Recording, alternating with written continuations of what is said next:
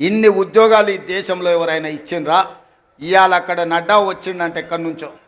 అయ్యా నడ్డా గారు, మీరు మా అడ్డ మీదకి వచ్చారు, అడ్డగోలుగా మీరు మాట్లాడకండి. నేను సూటిగా నడ్డా గారిని కాదు కానీ మోడీ గారిని అడుగుతున్నా. నీ గుజరాత్ రాష్ట్రంలో 14 ఏళ్ళు మీరు ముఖ్యమంత్రిగా ఉన్నారు, 11 ఏళ్ళు ప్రధానమంత్రిగా ఉన్నారు.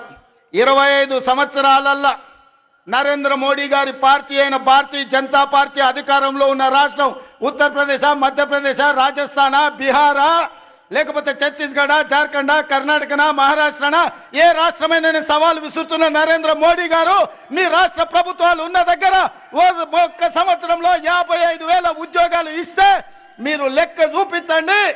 ఢిల్లీ నడి బజార్లో మీకు క్షమాపణ చెప్పి తల వంచుకొని నేను వస్తా, లేకపోతే నా లెక్క అప్ప చెప్తా. నీ పార్టీ నీ నాయకులను నువ్వు తెలంగాణ రాష్ట్రాన్ని, మా ప్రభుత్వాన్ని అభినందించు. అప్పుడే ఈ దేశ ప్రధానమంత్రిగా మీ గౌరవం పెరుగుతుంది.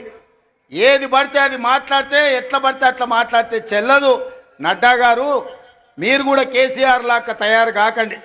కేసీఆర్ మాట్లాడి, బీఆర్ఎస్ వాళ్ళు మాట్లాడిన ప్రెస్ మీట్ల కాగితాలు తీసుకెళ్ళి ఈరోజు ఈటల రాజేందర్, కిషన్ రెడ్డి గారు అవే నకలు కొడుతురు.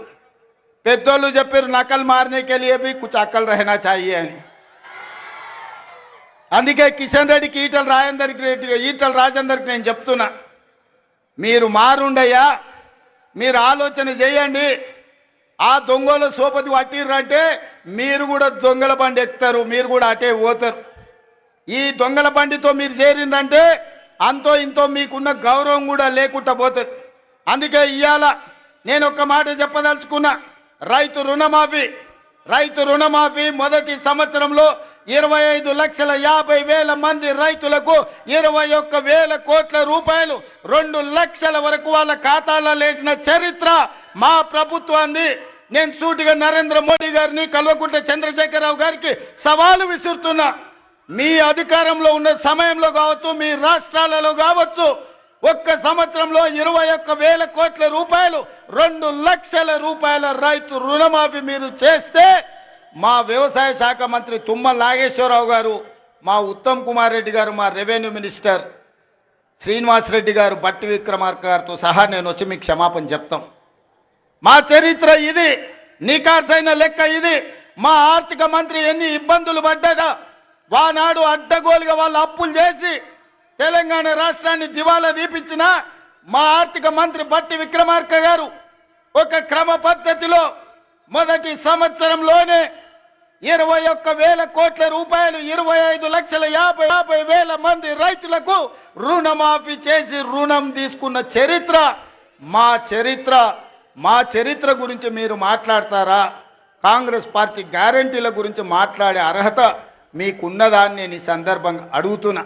ఇదే కాదు, ఈనాడు ఆడబిడ్డలకు మేము ఈ ఒక్క నల్గొండ జిల్లాలో మా వెంకన్న చిట్టి రాసిస్తున్నాడు.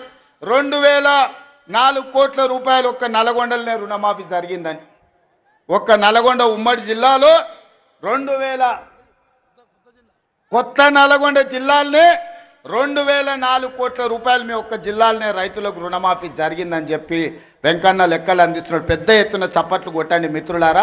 ఆ మోడీకి, నడ్డాకు కనీసము జ్ఞానోదయం కలిగని అని మన ప్రభుత్వం ఏం చేస్తుందో.